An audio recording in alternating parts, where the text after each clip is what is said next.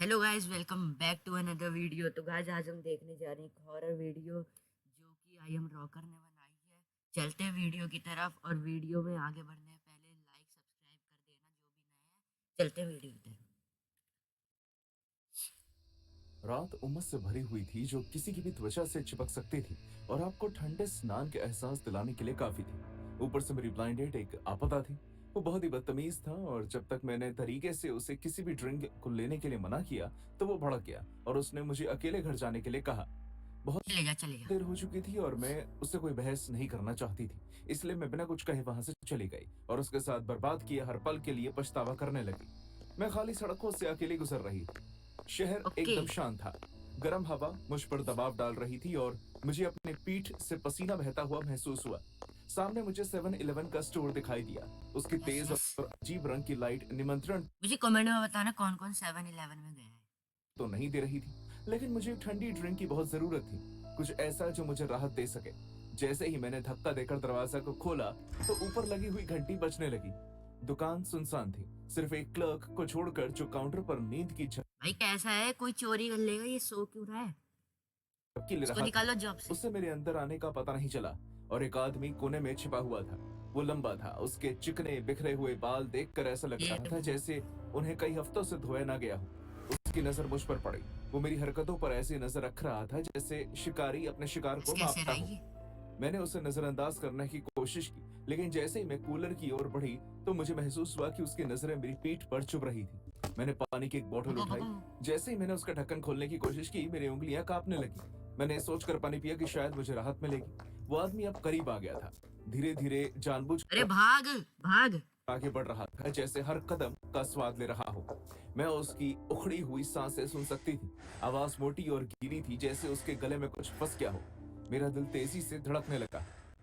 मैं वापस जाने के लिए मुड़ी, लेकिन वो अचानक मेरे सामने आ गया। उतरा हुआ था। उनमें एक अजीब एहसास था जिससे मेरे रोंगटे खड़े हो गए। वो अपने पीले रंग के दांत दिखाकर मुस्कुराने लगा और मुझे उसकी सांसों से शराब की बदबू की महक आने लगी। अरे भाग ना। एक जानवर कैसे हो? उसने धीमी सी आवाज में कहा। तुम जैसी खूबसूरत लड़की रात के इस वक्त अकेली क्या कर रही है? मैंने उससे हटकर कदम बढ़ाने की कोशिश भाग की, भाग। लेकिन वो फिर से मुझे रोकने के लिए आगे आ गया। क्यों ना आज रात हम कुछ मौज मस्ती करें तो कैसा रहेगा? हाँ, मैं कुछ जगह जानता हूँ जो बहुत ही मजेदार हैं। मेरे पेट में मरोड़ उठने लगे और मैंने अपना सर हिलाकर कहा, मुझे कोई शौक नहीं है। मैं उसे दूर जाने की कोशिश करने लगी, बिल्कुल सही कहा, मैं होता तो इसको बहुत मारता, बहुत मारता। लेकिन वो मेरे और करीब आ गया और उसने अपनी उंगलियां मेरे हाथों पर फेरना शुरू कर दिया। उसके ठंडे हाथों ने जब मुझे छुआ तो मैं कांप गई। कम ऑन, उसने कहा। कभी कभी थोड़ा रोमांच करना अच्छा होता है। मैंने कहा नहीं, अब दूर हटो मुझसे। मेरी सांस तेज हो गई और मुझे डर का एहसास होने लगा। स्टोर के ठंडे एसी वाले माहौल से निकलकर बाहर की गर्मी दम घोटने लगी, लेकिन मैंने तेज चलना शुरू कर दिया। मैं अभी भी उसकी आंखें खुद पर महसूस कर सकती थी। मैं खुद को आगे बढ़ते रहने का हौसला देती रही और फिर मैंने उसे सुना, उसके पैरों की आवाज। वो काफी भारी इसलिए कहते हैं रात को घूमना नहीं चाहिए। लड़खड़ाती हुई आवाज कर रहे थे और कुछ इस तरह मेरे पीछे घसीटे चल रहे थे जिससे मेरी गर्दन के पीछे के बाल खड़े हो गए। मैंने पीछे देखा, लेकिन वहां कोई नहीं था सिवाय खींची हुई काली सड़कें और हल्की रोशनी। लेकिन मैं जानती थी कि वो कहीं परछाइयों के बीच छिपा हुआ है।